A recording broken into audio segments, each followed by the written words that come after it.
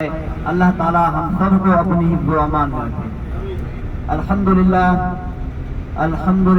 وکفی والصلاة والسلام علی اشرف الانبیاء والمرسلین وقال اللہ تعالی فی قرآن الصور۔ جبل عربی میں پہاڑ کو کہتے ہیں اور اس کے اوپر جو غار ہے اس کا نام ہے غار صور۔ بس اب اس سے پہلے اس شہر مقدس کی سب سے بڑی اور افضل جو زیارت تھی وہ الحمدللہ آپ سب نے کر لی ہے، وہ تھی بیت اللہ کی، خانہ کعبہ کے، اللہ تبارک تعالیٰ کے گھر کی۔ ویسا بیت اللہ اللہ تبارک تعالیٰ کا وہ گھر ہے جس پہ ہر وقت 120 رحمتیں نازل ہوتی ہیں۔ کتنی؟ 120 رحمتیں نازل ہوتی ہیں۔ 60 رحمتیں اس پر نازل ہوتی ہیں جو خانہ کعبہ کا طواف کر رہا ہوتا ہے، اور 40 رحمتیں اس پر نازل ہوتی ہیں جو خانہ کعبہ کے سامنے نماز ادا کر رہا ہوتا ہے، اور 20 رحمتیں اس پر نازل ہوتی ہیں جو خانہ کعبہ کو اپنی آنکھوں سے دیکھ رہا ہوتا ہے، اس کی تجلیات کو اپنی آنکھوں میں سما رہا ہوتا ہے۔ تو الحمدللہ یہ تمام رحمتیں آپ پر بھی برسی ہیں، آپ نے یہ رحمتیں سمیٹی ہیں۔ اللہ تعالیٰ سے دعا ہے کہ اللہ تعالیٰ آپ سب کی عبادت کو اپنی بارگاہ میں قبول فرمائے۔ بھائی صاحب یقیناً آپ اللہ تبارک تعالیٰ کے مہمان ہیں، آپ میری طرف دھیان دیجیے۔ اچھا انشاءاللہ تعالیٰ ادھر ادھر کی جو زیارتیں ہوں گی وہ انشاءاللہ تعالیٰ میں آپ کو دکھاتا ہوں۔ بھائی صاحب آپ یقیناً اللہ تعالیٰ کے مہمان ہیں، اللہ تعالیٰ نے آپ سب کو چنا ہے، پسند فرمایا ہے اور اٹھا کے اپنے گھر کا مہمان بنا دیا۔ بھائی صاحب دیکھیے کتنی ہمارے لیے خوش قسمتی کی بات ہے کہ ہم اس قابل بھی نہیں تھے، تو اللہ تعالیٰ کو پتہ نہیں ہماری کون سی ادا پسند آ گئی، کون سی نیکی پسند آ گئی، اور اللہ تعالیٰ نے ہمیں اپنے گھر کا مہمان بنا دیا۔ بھائی صاحب دیکھیں ہمارے یہاں کوئی مہمان آتے ہیں نا، ہم ان کی خدمت کے لیے بازار میں جاتے ہیں کوئی چیز لینے کے لیے، مثال کے طور پر فروٹ میں سے سیب چنتے ہیں، دیکھتے ہیں اچھا کون سا ہے، میٹھا کون سا ہے، خوشبودار کون سا ہے، ذائقے دار کون سا ہے، چن کے لیتے ہیں۔ تو اسی طرح کون سا ہے میرا پیارا بندہ کون سا ہے، اور اللہ کو جو پسند آتا گیا اللہ تعالیٰ اسے اٹھا کے اپنے گھر کا مہمان بناتا گیا۔ تو سب دیکھیں ہمارے ہاں بھی مہمان آتے ہیں، اللہ تعالیٰ اپنے مہمان کا استقبال کیسا فرماتا ہے۔ ہم بھی اپنے مہمان کا استقبال کرتے ہیں۔ ہم کیا کرتے ہیں، زیادہ سے زیادہ ایئرپورٹ چلے جاتے ہیں اچھا مہمان آ رہا ہو، یا کبھی کبھار بس اسٹینڈ چلے جاتے ہیں۔ کبھی تو ایسا ہو جاتا ہے کہ مہمان ہمارے گھر کی دہلیز پہ آ جاتا ہے، دروازے پہ آ جاتا ہے، دستک دیتے ہیں، دروازہ کھٹکھٹاتا ہے، ہم دروازہ کھول کے اس کا استقبال کر لیتے ہیں، ایسے ہی کرتے ہیں نا۔ تو اللہ تبارک تعالیٰ اپنے مہمان کا استقبال ایسا نہیں فرماتا، اللہ آپ کو چنا ہے، اسی طرح اللہ تعالیٰ عرش کے اوپر فرشتوں کو چنتا ہے۔ اے میرے ملائکہ، یہ میرا بندہ میری بندی میرے گھر کی طرف، میرے حبیب کے گھر کی طرف ہمارا مہمان بن کے آ رہا ہے، جاؤ یہ ابھی اپنا قدم زمین پہ نہ رکھے، گھر کے باہر اس کا قدم نہ لگے، جاؤ اس کے پاؤں کے نیچے رحمت والے پر بچھا دو۔ دنیا کے کسی بھی کونے سے آ رہا ہے، جہاں تک اس کا سفر ہے، بظاہر تو ہم جہاز پہ آئے ہیں لیکن حقیقتاً میں اللہ تبارک تعالیٰ نے ہمارا جس قدر استقبال فرمائے وہ اپنے مقرب اور پسندیدہ چنے ہوئے فرشتوں سے فرمائے۔ تو کتنی بڑی ہمارے لیے سعادت کی بات ہے۔ تو ہر وقت ہمیں اللہ تعالیٰ کا شکر ادا کرنا چاہیے۔ بھائی صاحب دیکھیں ہمارے یہاں کتنے ایسے لوگ ہیں جو ہم سے مال میں زیادہ ہیں، جائیداد میں زیادہ ہیں، کاروبار میں زیادہ ہیں، ہر لحاظ سے ہم سے آگے ہیں، لیکن وہ یہاں پر نہیں آ سکے، دنیا گھومی ہے انہوں نے، نہیں آ سکے یہاں پر۔ اور وہ لوگ بھی ہیں جن کا ایک ٹائم کا کھانا ہوتا ہے دوسرے ٹائم کا نہیں ہوتا، وہ 2 بار 3 مرتبہ یہاں پر آ چکے ہیں۔ بھائی صاحب جس غار کی طرف ہم روانہ ہیں اس غار کے اندر ہمارے آقا علیہ الصلوۃ والسلام نے کم و بیش 3 دن اور 3 راتیں قیام فرمایا تھا۔ بھائی صاحب آخر ایسی کیا وجہ بنی جو آقا علیہ الصلوۃ والسلام نے وہاں جا کر قیام فرمایا؟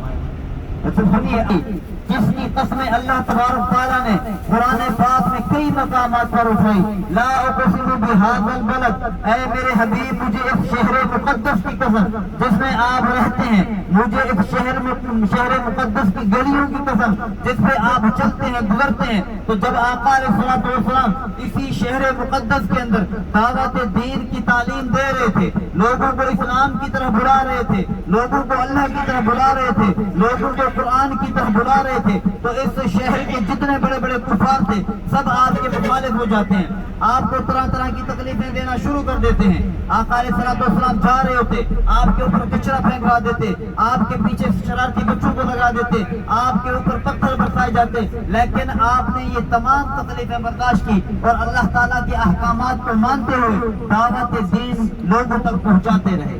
تو جب کفار نے دیکھا کہ جس طرح آقا علیہ السلام دعوت دین لوگوں تک پہنچا رہے اور لوگ جوک در جوک اسلام میں داخل ہو رہے ہیں، اگر ایسے ہی یہ کام چلتا رہا ہمارے جو باپ دادا کا دین ہے وہ تو مٹ جائے گا، خانہ کعبہ کے اندر جو بت رکھے ہوئے بہر پھینک دیے جائیں گے۔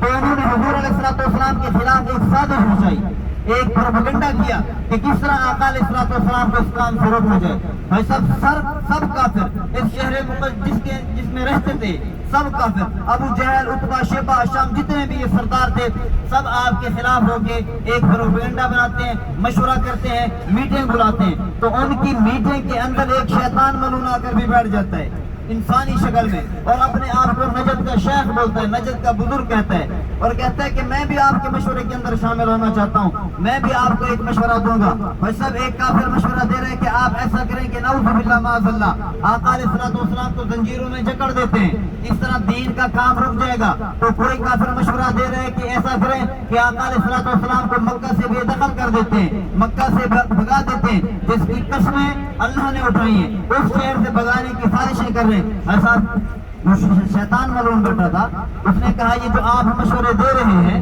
میں ان مشوروں کو رد کرتا ہوں، نہیں مانتا، ایک مشورہ میں آپ کو دیتا ہوں، آپ اس پر عمل کریں، اس طرح آپ کے باپ دادا کا دین بھی بچ جائے گا اور نعوذ باللہ معاذ اللہ آقا علیہ السلام کا کام بھی تمام ہو جائے گا۔ تو شیطان ملعون کہنے لگا کہ آپ ایسا کریں کہ نعوذ باللہ معاذ اللہ آقا علیہ السلام جیسے آپ کہہ رہے ہیں کہ زنجیروں میں جکڑ دیتے ہیں، مکہ سے بھگا دیتے ہیں، ابھی چند لوگ مسلمان ہوئے ہیں، تھوڑے سے مکہ المکرمہ میں، تھوڑے سے مدینہ المنورہ میں، وہ ایک جٹ بن کر آئیں گے، طاقت کے ساتھ آئیں گے، ہم پر حملہ کریں گے، ہم بے بس ہو جائیں گے اور وہ آقا علیہ السلام کو چھڑا کر لے جائیں گے۔ اگر ہم مکہ سے بھگا دیتے ہیں پھر بھی جو دین کا کام ہے وہ جاری رہے گا، ہمارا مقصد ہے دین کو روکنا، وہ کیسے روکے؟ اس نے کہا کہ آپ ایسا کریں کہ آج رات نعوذ باللہ آقا علیہ السلام کو قتل کر دیں، شہید کر دیں، نعوذ باللہ۔ صاحب ان کا مشورہ طے پاتا ہے، اوپر سے اللہ تبارک تعالیٰ کا مشورہ بھی طے پاتا ہے، تو اللہ تعالیٰ فوراً حضرت جبرائیل علیہ السلام کو حضور کی خدمت میں حاضر کرتے ہیں، حاضر ہوتے ہیں، فرماتے ہیں یا رسول اللہ سلامتی ہو آپ پر، اللہ کی طرف سے حکم ہے کہ آج رات آپ نے مکہ کو چھوڑ کر مدینہ کی طرف ہجرت فرمانی ہے، کیونکہ آج رات آپ کو کفار نے قتل کرنے کا منصوبہ کیا ہے۔ تو جیسے ہی آقا علیہ السلام اللہ تبارک تعالیٰ کا یہ حکم سنتے ہیں فوراً کھڑے ہوتے ہیں اور جناب ابو بکر صدیق رضی اللہ تعالیٰ عنہ کے گھر کی طرف روانہ ہوتے ہیں۔ صدیق اکبر دیکھتے ہیں کہ آقا علیہ السلام میرے گھر کی طرف آ رہے ہیں، تیزی کے ساتھ آ رہے ہیں اور آپ پریشانی کے عالم میں لگ رہے ہیں، آپ کے چہرے مبارک پہ پریشانی کی وجہ سے پسینہ بھی آیا ہوا ہے، دوڑ کے استقبال کرتے ہیں، پوچھتے ہیں یا رسول اللہ خیریت تو ہے؟ آپ اتنے گھبرائے ہوئے پریشانی کے عالم میں کڑکتی دھوپ میں دوپہر کے وقت میرے گھر کی طرف روانہ ہیں۔ فرماتے ہیں اے ابو بکر مجھے اللہ کی طرف سے حکم ہے کہ میں آج مکہ کو چھوڑ کر مدینہ کی طرف ہجرت فرما جاؤں، کیونکہ مجھے آج کفار نے قتل کرنے کا منصوبہ کیا ہے۔ تو صدیق اکبر فرماتے ہیں یا رسول اللہ میری جان آپ پر قربان، یا رسول اللہ میرے ماں باپ آپ پر قربان۔ تو صدیق اکبر آپ کے ساتھ آپ کے گھر تشریف لے کر آتے ہیں۔ جب گھر میں پہنچتے ہیں تو آقا علیہ السلام حکم دیتے ہیں اے صدیق جاؤ میرے سیدنا علی رضی اللہ تعالیٰ عنہ کو بلا کر لاؤ۔ صدیق اکبر دوڑ کے جاتے ہیں، سیدنا علی رضی اللہ تعالیٰ عنہ کو بلا کر لاتے ہیں۔ سیدنا علی حاضر ہوتے ہیں، فرماتے ہیں یا رسول اللہ حکم کیجئے، میں آپ کا چھوٹا سا غلام، ادنا سا غلام، آپ کا نوکر آپ کی خدمت میں حاضر ہوں، فرمائیے میرے لیے کیا حکم ہے؟ آقا علیہ السلام فرماتے ہیں اے علی مجھے اللہ کی طرف سے حکم آ چکا ہے کہ میں آج مکہ کو چھوڑ کر مدینہ کی طرف ہجرت فرما جاؤں، کیونکہ مجھے آج کفار نے قتل کرنے کا منصوبہ کیا ہے۔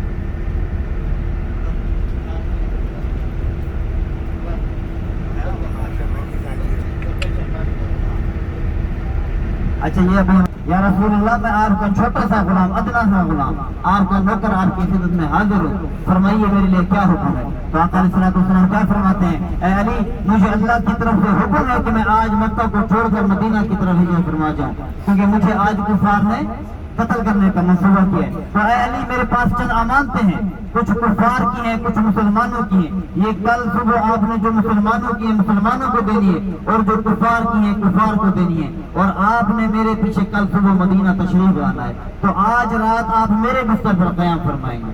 کون سے بستر پر؟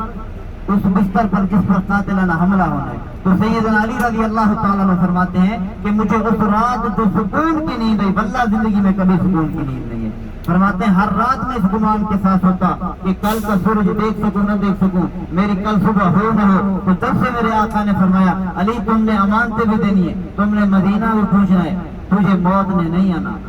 فرماتے اتنی پرسکون کی نیند میں سویا کہ آج رات مجھے موت نے نہیں آنا، میں نے امانتیں بھی دینی ہے، آپ کے پیچھے مدینہ تشریف بھی لانا ہے۔ ایسا شام کا وقت گزرتا ہے، رات کا حصہ آتا ہے، تو سیدنا علی رضی اللہ تعالیٰ عنہ آقا علیہ الصلوۃ والسلام کے بستر مبارک سے سبز کملی والی چادر اوڑھ کے سو جاتے ہیں۔ تو آقا علیہ الصلوۃ والسلام کچھ دیر کے بعد ہجرت کا سفر شروع کرتے ہیں صدیق اکبر کے ساتھ۔ تو گھر سے باہر جھانک کے کیا دیکھتے ہیں کہ کفار کے 40 لوگ اپنے ہاتھوں میں تلواریں اور نیزے پکڑے آپ کے باہر آنے کا انتظار کر رہے ہیں تاکہ آپ کو شہید کر سکے، نعوذ باللہ۔ ویسا یہ اس دور کا قانون ہوتا تھا کہ کسی کو کسی کے گھر داخل ہو کر قتل نہیں کرتے تھے، اس کے باہر آنے کا انتظار کرتے تھے۔ تو یہ لوگ بھی آپ کے باہر آنے کا انتظار کر رہے تھے کہ جیسے ہی آقا علیہ الصلوۃ والسلام گھر مبارک سے باہر آئیں گے، حرم کی طرف جائیں گے، خانہ کعبہ کی طرف طواف کے لیے، نماز کے لیے، تہجد کے لیے، تو راستے میں نعوذ باللہ شہید کر دیں گے۔ تو اللہ کا حکم آتا ہے اے میرے حبیب اپنے ہاتھوں کی ہتھیلی میں مٹی اٹھا کر اور سورہ یاسین کی چند آیتیں، ابتدائی آیتیں پڑھ کے ان کافروں کی جانب پھینک دیں۔ تو آقا علیہ الصلوۃ والسلام مٹی اٹھاتے ہیں، سورہ یاسین کی تلاوت فرما کے ان کی طرف کو پھینکتے ہیں، وہ ایسے اندھے ہوتے ہیں کہ آقا علیہ الصلوۃ والسلام ان کے بیچوں بیچ گزر جاتے ہیں، انہیں معلوم ہی نہیں ہوتا۔ بھائی صاحب تھوڑے سے فاصلے کے اوپر آقا کے گھر سے تھوڑے سے فاصلے کے اوپر ایک کافر آپ کو دیکھ لیتا ہے جو آپ کے گھر کے باہر نہیں رکا ہوا تھا، وہ دوڑ کے جاتا ہے ان لوگوں کے پاس اور جا کر کہتا ہے کہ تم لوگوں کو کیا ہو گیا کہ آقا علیہ الصلوۃ والسلام اپنے گھر سے باہر تشریف لے جا چکے ہیں۔ وہ کہتے ہیں ہم نے نہیں دیکھا، یہاں سے کوئی نہیں گیا۔ تو وہ قسم کھا کے کہتے ہیں کہ میں قسم کھا کے کہتا ہوں وہ اپنے یار صدیق اکبر کے ساتھ جا رہے ہیں۔ تو تمام کافر آقا کے گھر کے اندر داخل ہوتے ہیں، دیکھتے ہیں کہ کوئی سو رہا ہے، کملی والی چادر کو کھینچ کے کیا دیکھتے ہیں سیدنا علی رضی اللہ تعالیٰ عنہ آرام فرمائے، اٹھا کے پوچھتے ہیں اے علی بتا محمد عربی کہاں ہے؟ آپ جواب دیتے ہیں مجھے نہیں معلوم۔ دوبارہ پوچھتے ہیں تو پھر بھی آپ یہی جواب دیتے ہیں مجھے نہیں معلوم۔ تو آپ کو پکڑ کے ابو جہل کے پاس لے کر جاتے ہیں۔ ابو جہل پوچھتا ہے اے علی مجھے تو سچ سچ بتا دے، میں تیری جان بخش دوں گا، تجھ پہ کوئی ظلم زیادتی نہیں کروں گا، بتا دے تیرے آقا کہاں ہے؟ تو سیدنا علی رضی اللہ تعالیٰ عنہ فرماتے ہیں اے ابو جہل پہلے تو مجھے نہیں معلوم، معلوم بھی ہوتا پھر بھی نہ بتاتا، اب تو نے میرے دل پہ خود مہر لگا دیے، تو نے کہہ دیا ہے کہ تیرے آقا کہاں ہے، اب تو چاہے میرے ٹکڑے ٹکڑے کر دے، میرے لب میرے آقا کے خلاف نہیں کھلیں گے۔ تو ابو جہل غصے میں آتا ہے اور سوچتا ہے اگر آقا علیہ الصلوۃ والسلام اپنے گھر پر نہیں ہے تو کہاں گئے ہوں گے؟ دماغ اپنا چلاتا ہے، گھماتا ہے، خیال آتا ہے اسے کہ حضور اپنا گھر چھوڑ کے کسی اور کے گھر جاتے ہیں، صدیق اکبر کے گھر جاتے ہیں۔ دوڑ کے جاتا ہے صدیق اکبر رضی اللہ تعالیٰ عنہ کے دروازے کے اوپر جا کر دستک دیتا ہے، آپ کی معصوم سی بیٹی حضرت اسماء رضی اللہ تعالیٰ عنہ باہر تشریف لاتی ہیں، 8 سے 10 سال ان کی عمر ہے، معصوم سی بچی ہے، پوچھتا ہے بتا تیرے بابا اور محمد عربی کہاں ہیں؟ آپ جواب دیتی ہیں مجھے نہیں معلوم۔ دوبارہ پوچھتے ہیں تو پھر بھی آپ یہی جواب دیتی ہیں کہ مجھے نہیں معلوم۔ تو ابو جہل حضرت اسماء رضی اللہ تعالیٰ عنہ کے چہرے کے اوپر ایک زوردار تھپڑ مارتا ہے جس کی وجہ سے آپ دروازے کے ساتھ لگتی ہیں، کان کی بالی گر جاتی ہے، کان پھٹ جاتا ہے، خون نکال آتا ہے، بے ہوش ہو کے گرتی ہیں۔ تو پانی ڈال کے دوبارہ پوچھتا ہے بتا ورنہ میں تیرے ٹکڑے ٹکڑے کر دوں گا۔ تو حضرت اسماء رضی اللہ تعالیٰ عنہ کیا فرماتی ہے اے ابو جہل تیرے پاس جتنی طاقت ہے، جتنے وسائل ہیں تو آزما لے، تو چاہے میرے ٹکڑے کر دے، 100 کے لاکھ کر دے، میرے لب میرے آقا کے خلاف نہیں کھلیں گے۔ تو ابو جہل واپس پلٹتا ہے، حرم کے پاس آ کر یہ اعلان کرتا ہے کہ جو شخص بھی، جو کوئی بھی نعوذ باللہ معاذ اللہ آقا علیہ الصلوۃ والسلام اور جناب ابو بکر صدیق رضی اللہ تعالیٰ عنہ کو زندہ یا مردہ پکڑ کر لائے گا میں اسے 100 سرخ اونٹ کا انعام دوں گا۔ بھائی صاحب یہ 100 سرخ اونٹ آج بہت نایاب اونٹ ہے، یہ آج کے دور کی جو مہنگی سے مہنگی گاڑی ہے، اس دور کے اندر ایک اونٹ کی قیمت موجودہ دور کی گاڑی کے برابر تھی۔ تو اس ملعون نے ابو جہل نے حضور کے اوپر 100 سرخ اونٹ کا انعام رکھا۔ بھائی صاحب لوگ لالچ میں آتے ہیں، آقا علیہ الصلوۃ والسلام کے قدموں کے نشانات ڈھونڈتے ہیں کہ حضور کس طرف گئے ہوں گے۔ بھائی صاحب جن راہوں سے ابھی ہم گزر کے آ رہے ہیں حضور انہی راہوں سے گزرے تھے، تو اس وقت یہ روڈ نہیں ہوتے تھے، راستے خطرناک ہوتے تھے، بلند و بالا پہاڑ ہوتے تھے اور نوکدار پتھر ہوتے تھے۔ تو جب حضور صلی اللہ علیہ وسلم راہوں سے چل رہے تھے اندھیرے کے اندر تو آپ کے پاؤں مبارک بھی زخمی ہو رہے تھے۔ بھائی صاحب ابھی انشاءاللہ تعالیٰ ابھی ہم اس پہاڑ کے دامن میں پہنچ چکے ہیں، تو گزارش ہے کہ آپ سب نے نیچے اتر کے میرے قریب رہنا ہے تاکہ میری آواز جو ہے وہ سب تک پہنچ سکے۔